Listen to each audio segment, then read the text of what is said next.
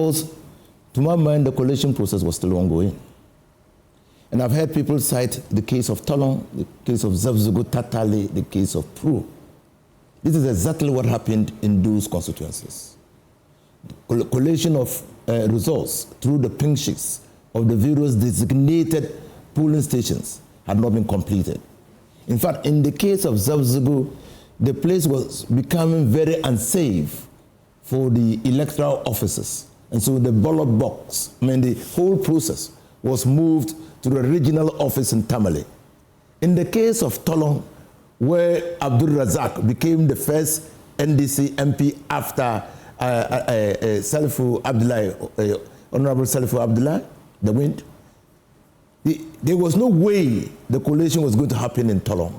In fact, the ballot papers, the ballot papers, including the pink sheets, inserted into the ballot boxes were destroyed. So they moved the process of collation from Tolong to Tamale and asked the contestants, the various candidates in the election, to produce their pink sheets. And when they produced the pink sheets, they matched them and verified the authenticity of those pink sheets and collated the results in Tamale. This is significantly different. And this was in 2004. It's significantly different from what has happened. Indeed, journalists were at the various polling stations, and no journalist reported that a presiding officer of the electoral commission at the at the collation centers that are now the subject matter of these disputed elections was under attack. No journalist reported that. And police officers were assigned to those collation centers. And we've not heard the police say that they were overpowered by a marauding group of people and that put fear in them, and so they also abandoned their duty, their post. We have not heard that report. And the rules, CIF 2127 says that if your agents, you assign agents to the collation centers, or yourself, you're present at the collation center, or your representatives, if in the event that the results are going to be declared and you abandon the collation center, that should not operate to stop a declaration being made. And so the laws are so clear that I don't think that the court, the High Court, and that's my view, the High Court should have entertained this matter, because there were so many remedies available to the losing candidates to pursue after the declaration of the results. And for me, I think that we should be very careful the path we are treading.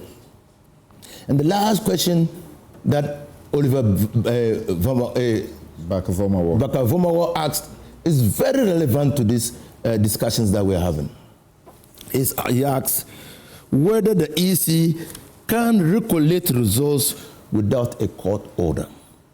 Can they? It's my view that they cannot do that. In fact, I even extended to 2020. You remember, I made a lot of comments on the EC changing the results of, the presidential elections 5 times. I simply asked whether the EC could do that without a court order. And today, Oliver is asking the same question. Now, and the court said what? The EC could do that. The court even didn't entertain the EC. The court didn't even entertain the EC. What do you mean by that? The case was concluded. The case the matter never came up. The matter that didn't go into the box. Yes, but the court never pronounced on whether or not the EC can declare results and change the results 5 times. And Samson, this matter is very important for our democracy, for our country, the cohesion of our country. In fact, it is only by God's grace that the people of this country are peace-loving, and they have elected democracy as a form of government over any other government.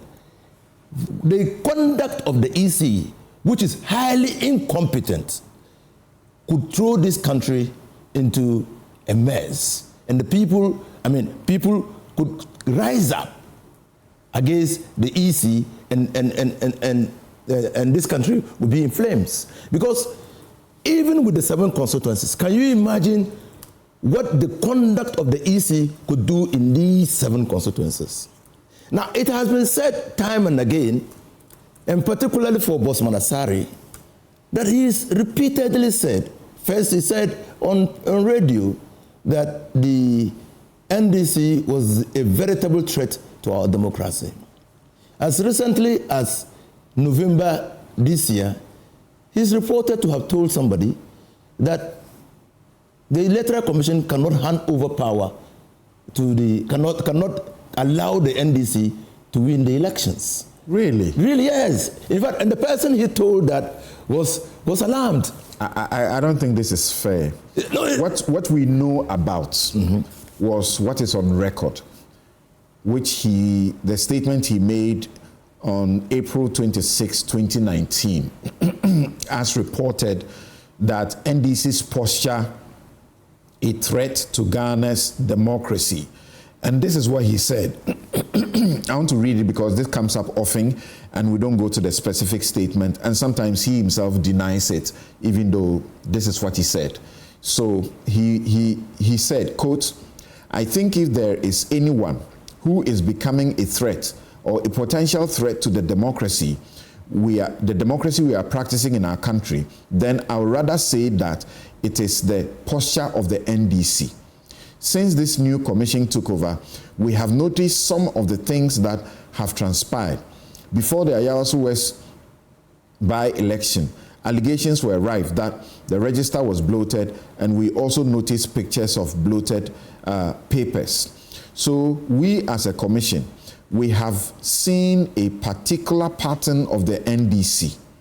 So I don't see why the NDC will turn around and accuse the chairperson that her actions were a threat to democracy. This is the only commission that is committed to Ghana's democracy because we are operating within the law." End quote. How can they operate within the law? Which law? Their law,